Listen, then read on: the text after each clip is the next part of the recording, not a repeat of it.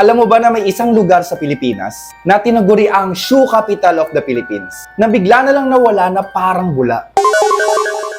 Paano nga ba bumagsak ang industriya ng sapatos sa Marikina at paano nga ba binabalik ng kumpanyang ito ang glory days ng Filipino shoe industry dito sa Pilipinas at sa buong mundo? Watch until the end.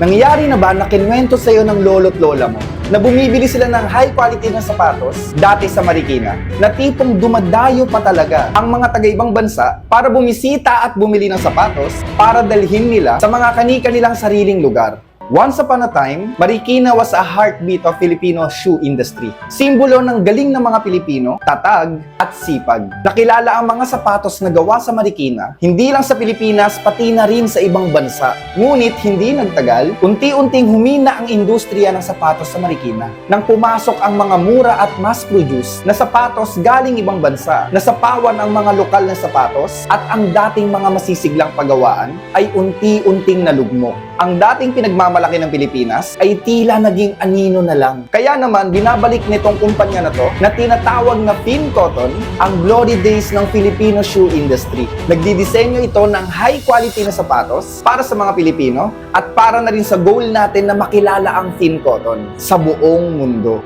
Sana all. Sa bawat sapatos na ginagawa at dinidisenyo ng Finn Cotton, layunin nitong ipakita sa buong mundo ang galing at kakayahan ng mga Pilipino.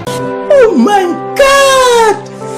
Wow! Sa industriya ng sapatos dahil kaya nitong dalhin at ipagmalaki ang dinisenyo ng Pinoy para sa Pinoy.